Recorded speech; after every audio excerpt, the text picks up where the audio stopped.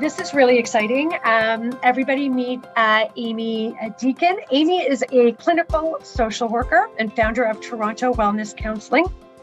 Beyond her busy practice, she's featured speaker and contributor to major news outlets like CBC and Global News. Amy is committed to supporting both individuals and organizations achieve mental and emotional wellness, and committed to healing people's lives, or living rather, their most empowered, healthy lives. So welcome, Amy. I'm very excited about this presentation because I think that, we talk a lot about the mental health piece, but I think your take on it and some of the approaches or topics that you want to talk about are very valuable and really important. Just to give everybody a reminder, this is not going to be a slideshow presentation. We want to be engaging. We want questions. So please use the Q&A because I'm going to be monitoring it as we go along. But Amy, you wrote something and I'm going to read it, and then I'd like to kind of start the presentation that way, if you don't mind. Absolutely. Let's do it. All right. So it says, so what you've written was, over the past few years, there have been many discussions about ways to improve mental health. Topics such as the benefits of meditation, exercise, quality of sleep, and talk therapy have been discussed at length. Yes. However, one topic that needs more attention is the essential role of social connection. Absolutely. With our increased dependence on technology, more people working remotely, and a decrease in community involvement, being an advocate of quality social relationships, both personal and professional, have never mattered more. A hybrid model at work, which incorporates in-person work, can be very positive for people's mental health. Mm-hmm. However, such policies should be implemented with care, allowing for as much autonomy and agency as possible. So with that, help us understand the problem as you see it, and then we can engage in a conversation from there. Yeah. So, I think to flesh it out a little bit, and I sometimes feel self-conscious as a mental health therapist because it's part of what I wrote. We have been inundated with information about how to take care of our mental health. We've been to the lunch and learns. We've seen it on social media. It's been in the news. Like, again, all the stuff. Gratitude practice, breath work, reach out for help. Like, everybody knows what we should be doing on paper. And yet the problem's kind of two parts. So the first part is it's really hard for people to integrate what they know is good for them. We work with people all the time that are saying, I hear you. I want to do the morning routine. I want to have that morning workout, but I feel like I'm barely holding on to my very, very busy, demanding life. So the themes that we really see emerging, number one, there's that continuation of people feeling very overwhelmed, very overworked, right? And that's been present for quite a few years now. But you really just don't get the sense that it's letting up. But the other theme that we've seen it paired with in a way that has been almost crystallized like never before is that lack of social connectedness, the loneliness. And Marnie, like, this isn't new. We, in about 2014, all over the world, the UK, Japan, New Zealand, Canada, we're popping up and saying, we're having a problem with loneliness here. People are feeling as though they live isolated, insular lives where they don't have real world connections. And so that lack of social connectedness has such an impact on our mental health, the way that we show up at work. And it can also become almost cyclical. So hear me out for just a second. But, if somebody doesn't really have a reason to log off at, 5:30, because they're not going to go grab a bite to eat with friends, or they don't have a yoga class to attend, or they don't have, whether it's a family or parents or people to connect with, their biggest identity becomes their career. And so the loneliness is so painful that they'll check emails at work. They'll work on the weekend because they don't have anything else to kind of buffer them and to fill that sense of identity. And so that really creates a cycle where the isolation leads to people feeling overwhelmed, but the overwhelmed and the overworked leads to burnout. And it can get really, really vicious. So I think conversations like this and building awareness, it's beyond needed and necessary. Very, very well done. So, we are in the benefits business, Right. and not mental health practitioners, but we our tagline here, and anybody on the line either who knows me knows that we talk about humanizing benefits, and that's something that we're very passionate about, because we want to be able to give the tools and resources to every stakeholder that's part of a group benefits package, right? Because that's the industry that we're in. And so, those stakeholders are your the owners of the company. They might even be your HR or plan administrator. They are the actual employees. And then, of course, another stakeholder is the advisors. So we've got advisors who are online right now. And then us as, also consultants, advisors, MGAs, that we have the tools and the resources to be able to give those stakeholders what they need, right? It could come from education. It could come direct from the insurance carrier. And those tools and resources are really important. But not everybody reads. Not everybody is everybody where they are from a technology standpoint. Nobody measures up one against another. You would think that we are all in a world where we're all online, we're all on our apps, but not everybody functions that way. So, it's one thing for the carrier, let's say, to put out their tools and resources, whether it's an employee assistance program, maybe it's even a telemedicine or cognitive behavioral therapy, which is really important because you could do that at your own pace.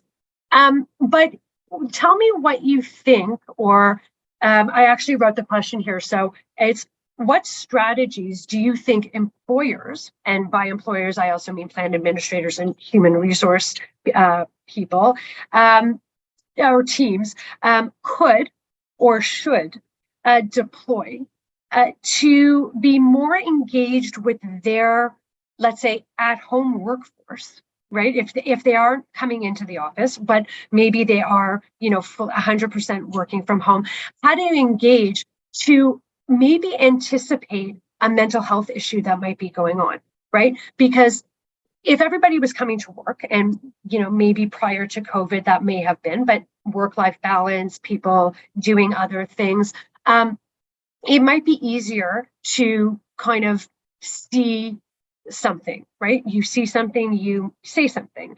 But when you're working from home, employers or HR teams may not be able to pinpoint somebody who might be struggling.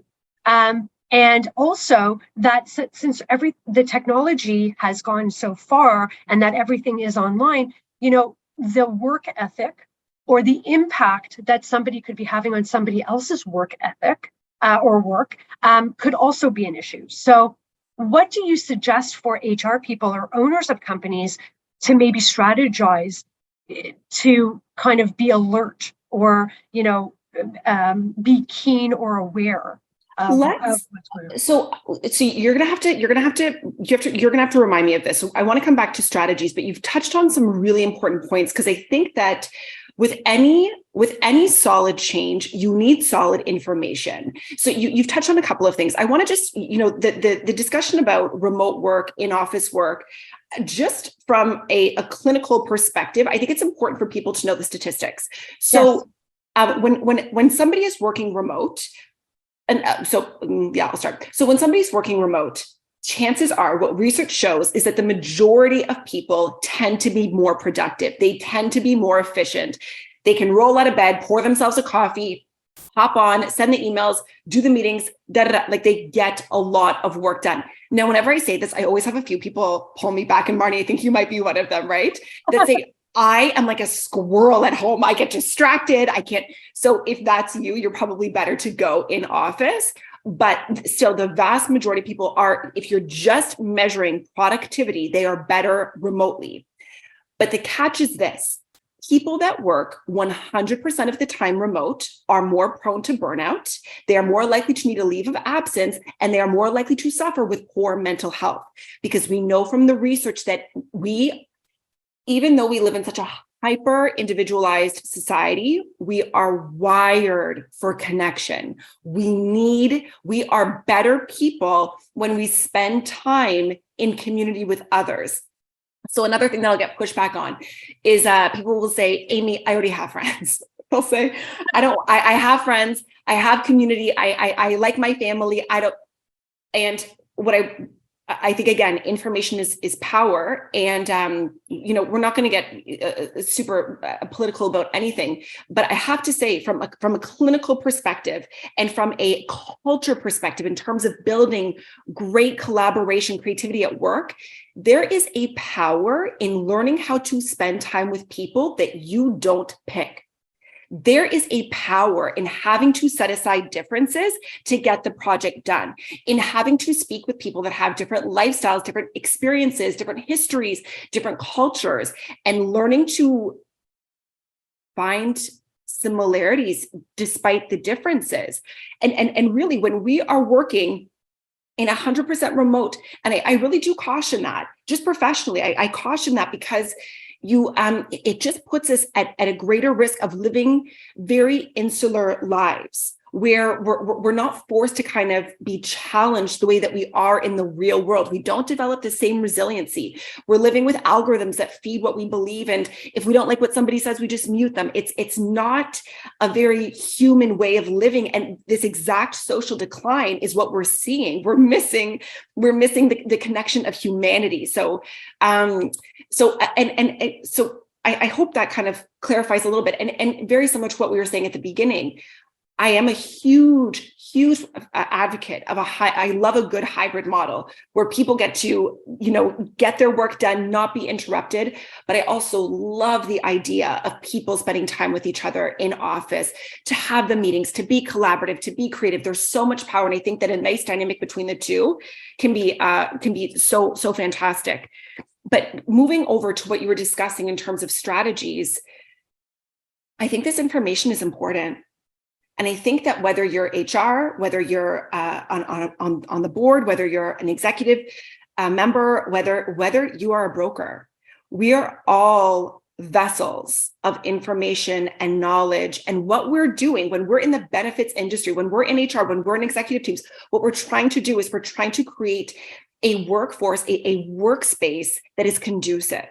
And so this information about what is conducive in not only in terms of our personal lives, but also professionally, it's really important to note that when somebody is struggling with loneliness and isolation, and again, just two other little quick stats, but Marnie, we were talking earlier, the United States General Surgeon just came out a couple of months ago and said this loneliness thing has consequences that we couldn't even imagine, right? So, and even this week is Men's Mental Health Week. So I was doing some research. 63% of boys and men aged 18 to 34 report feeling significantly isolated, and women are hovering around 50. So these numbers, I think we need to be a little bit more transparent in talking about them, because I think that when we talk, especially about in-office work, people can sometimes feel as though we're trying to be controlling. And I mean, maybe that's the case, but I also think that there's a bigger conversation about healthy communities that ought to be a part of the conversation.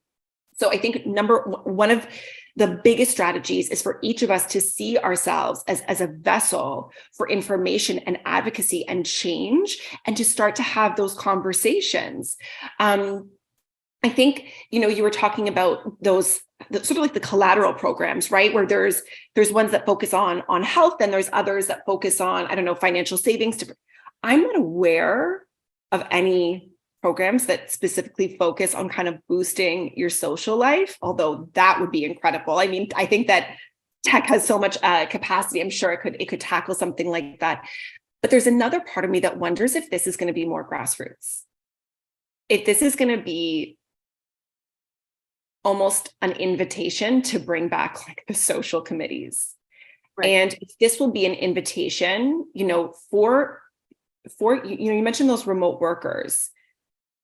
It's real hard to really get a sense of how they're doing. It's really tough. There's something about sharing space with people that you kind of cut through the nonsense and you're able to really feel somebody's presence.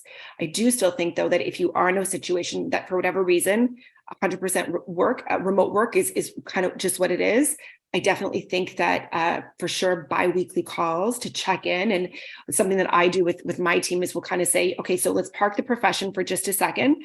How are you doing as a person? Right. And it's not a space to necessarily unpack your childhood trauma, but it's the realization that work is one of our last spaces to really connect with people. And so to check in with their humanness, and we can get to the projects and all of that other stuff. And I think to be equipped with services and resources that they can lean into to get the support if they're struggling with anxiety, if they're struggling with burnout, if they're struggling with depression, if they're struggling with isolation. I always like to remind people that these conversations, they can be quite complicated. And so we want to make sure that we're not biting off more than we can chew. So I certainly think that we want to check in on how people are really doing. And I think we also want to be prepared to acknowledge and validate and to ask them, can I connect you, or can I look into some possible options that we have? And I think, sorry, do you have any questions, or should I keep going? No, you can go on. You can go. I think I am such a big proponent of socials after hours, whether you go and watch a sports game or whether you do bowling. I love activity-based things, escape rooms, or even like potlucks where everybody brings like a very traditional dish that's in alignment with their culture. And I think that I've noticed that sometimes people will roll their eyes at this and it's one other thing to do. But the truth of it is that you're gearing down a little bit. You're taking your brain from this place where it's always thinking, always strategizing. And you're just making space for that humanness and that connection. And I really do think that the better we are at actually doing that and reaping the rewards of that connection, that culture, the better we can speak to others about it, the better we can speak to HR or the new client that we're taking on and saying, hey, this is something that we found really beneficial. It might be something to consider. So I think and sorry, I'm going on, but there's probably two more things. So one is also, I'm clearly biased, but a full mental health benefit package goes a long way, especially for our younger people in their 20s, early 30s. I have, and this is anecdotal, but I've seen people that have turned down other positions because of the mental health package. And of course, not everybody can afford these huge plans, but I think just being mindful of what our kind of generations that are coming into the workforce prioritize is really important. And also being able to explain the difference between social work, psychiatry, psychology, psychotherapy, all of that, just giving people as much information as possible. But just one last tip, I would say, for that we can either share with the people that we serve, whether it's our clients or whether it's on our own teams. But Marnie, the one other thing that I found that people have really enjoyed is actually doing volunteer work. Mm-hmm. I think when people are struggling with isolation, I remember talking to this client years ago, and she had an incredible title, incredible salary, incredible home, but zero connections. And she just said, isn't there more than just this? Like, I've got all the success in the world and I feel completely empty. And so what we did actually with her and her team is they just researched local community centers. And so there were women's shelters and there were youth centers where they were able to prepare food. But once a quarter, they would go and they would find ways to serve the community. I worked with another organization, and they got all their their teams to bring in old work clothes, and they went and donated them to like people that are just coming to the workforce that perhaps don't have the money to buy, but this idea of contributing to something bigger than just the business, bigger than just ourselves, but creating sort of that ripple effect. I've seen that have a really remarkable impact on people's mental health and their sense of contribution to both the company and their community. That's fantastic. How do you assess, or what would you say to, let's say, a company, an owner of a company, and an HR team, for instance, where they want to do something like this? So they want a client, an employee engagement. They want to be collaborative, right? Okay, so let's just take the personal side out of it for a second. Let's get back to the work side. But they want to do something collaborative. Get everybody into a room, share ideas, things like that. And you run into, let's say, a couple of employees, for instance, who don't want to, or they don't want to participate, right? They don't want to come in. They don't want to be a part of it, because that's going to happen as well. It's one thing to say, or to be, we should come together, and isolation and all of those things, and let's be collaborative, and let's do something fun and exciting. But what do you do for an employer who's running into pushback, let's say, from employees? How far do you go with that? How does an HR team navigate through that type of scenario? It's brutal. Marty, I wish I could mince those words a little bit better. It's really tough. It's split, and I'll tell you why. There's part of me that says make it mandatory. Make it mandatory. I've done both. Even like something like a lunch and learn where attendance was mandatory, and at first there's grumblings, and then when we're done, it's wow, like, thank you, that was helpful. So, but I think there's two ways that I think about this. I think that initially I would invite. People are adults, they can make their own decisions. I would invite. And then I would also encourage word of mouth. Right? Often, especially if you send out feedback forms after, to send anonymously some of the feedback that people got, and to really encourage that people show up. Or if you do a social, take a short video of it, or take photos to just highlight what are we creating here? Look at the culture. So it's almost as though, instead of kind of shaming people into not coming, but to show them, you're guys, like, we're missing out. There's some really great stuff here. I think that as HR, as executive teams, you want to, and brokers too, you want to lead the horse to water, but you can't always shove their face and force them to drink. But I think that when you make it mandatory, you want to be selective. You really want to make sure that for whatever reason, this one really matters. Book off the day, whether we're going to be strategizing for what we're going to do in 2024, whether we're going to be making space for a mental health talk, because we know from whether surveys have been sent out that people are struggling. You guys have got to attend. I think, but I do leave that the ultimate decision to HR and executives, as I really do believe that they know their teams best. Okay, so I've got there's one question here, or actually I'm going to kind of merge it all together. But you said that it's really important that employers, and I know we're pushing time. Yeah, go ahead. Yeah, do you mind if I interject? I'm sorry, because I want to start with Joel Kadeski's question, if you don't mind, and I want to come back to the other question. So first of all, I just want everyone to know Marnie stacked the crowd today. She wanted to make sure that there was attendance. So her husband is in the audience, Glenn Hefner, as well as a good friend of hers, Joel Kadeski. But Joel actually is an advisor as well.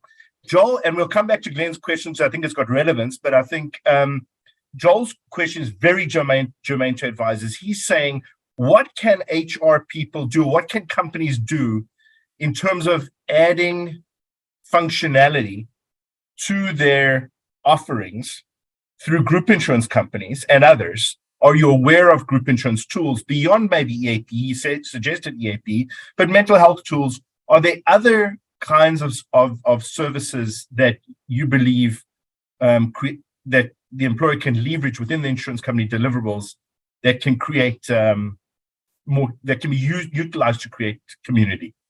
I think, David, we were talking about this a while ago. I think that they're starting to do even those almost like the in-house competitions where you kind of track how much steps you took or how much water you drank or how long you meditated or how much you slept for. I'm not quite sure the exact name, but I've heard whispers that things like that are going to become more commonplace, which are good for mental health and good for company culture. So I think that's something to look out for. And if it's not present, it's certainly something to encourage your clients to consider doing, right? Two birds, one stone. I also think that really exploring what EAP services provide. Could they come in on a quarterly basis and do presentations about resilience, meditation, mindfulness, whatever it may be, loneliness, right? Or are there local clinics that you could partner with to come in and really lead those conversations that can be challenging? And I also see here that there was a question about, what would you like to see in the mental health packages for employees? Listen, are you in favor of pizza days? I mean, who doesn't love pizza? If somebody doesn't like pizza, I feel like that's a reason to review their position. I'm teasing. I would like to see in mental health packages, and listen, you have to take anything that I say with a grain of salt because I am biased. But I would like to see that people do not have to worry about paying for mental health services. And so let's say your average practitioner, and I'll be honest, you've got to find good ones because there are people that are charging an arm and a leg and it's completely unacceptable. But a seasoned therapist is charging about $160 per session. And even if a client is able to see a therapist, connect with them once a month, have that conversation, get the resources, that if we're looking at between $1,600 to $2,000, it's something to consider. And sometimes it's not going to be feasible, and that's okay. There are companies that are just starting off, but then we probably want to get creative with, can we bring in do the EAP presentations, or are there people that can that can come in and help provide resources and strategies for how to take care of ourselves? Does that answer your question, David? Outstanding, Amy. I will give a shout out to, because we might as well mention it just to give specific context. Green Shield Canada has the Change for Life program, which is one of these integrated behavioral health reward-based applications to incentivize people to keep healthy that employers can leverage for competitions in the workplace. Manulife has got their Vitality program, which a lot of people are with. And RBC has a program as well. I can't remember the name of it, but they also have a very well thought out rewards-based program as well, incentive health program. And Marnie, I'm going to leave you to ask the question from Glenn. I'm going to reframe it because I want to make it sure that it goes with the theme. But we recently saw a news article from the Surgeon General in the United States that says that, the social media is becoming, or I don't know the right wording of it, but people being exposed to too much social media is becoming another added issue when it comes to, as well, maybe isolation, loneliness, things like that. So I'm going to reframe it to say, as a, somebody who deals specifically, who's a clinical psychologist or therapist, are you seeing a lot of that emerging together or correlating with the loneliness aspect or isolation aspect in conjunction with adverse effects of social media? Absolutely. So, and this is I could yell about this for about 3 hours. Research shows that when you spend 20 minutes, and if you think about our young people, they're on this stuff for hours, but when you spend 20 minutes, when you log off of your Instagram or your Facebook, you are significantly more likely to feel inferior, anxious, and depressed. Doesn't mean you're going to be diagnosed with those things, but you are more likely to be wrestling with those symptoms. And the question, it was interesting because the impact in the workplace, I think there's a huge impact on the workplace, because when you're logging on and you're seeing these people pretend to lead, and honestly, pretend to live these most fabulous lives that the majority of the world could not even fathom, it leaves people feeling, number one, like at risk, they're risk of feeling victimized, and like that they're not being paid enough, or they don't have enough of an extravagant life, or they don't have the best so it shuts people down. Social media shuts down people's spirit. And that's, again, a lot of the research is directed towards children and youth and young adults. It is also for grown people. We really, really have yet to learn. Some people have, but the majority of people, we have yet to learn how to make social media our tool, as opposed to we're a tool for these huge companies. Right. Thank you for that. I hope that answered my stacked people's questions. So our time is up. I think we're going to go backstage, and we're going to bring David back on with our next speaker. But this was fascinating, and I really appreciate the time you took and kind of getting into the weeds of it. So thank you so much. Thank you so much, guys. Take good care. Okay, bye.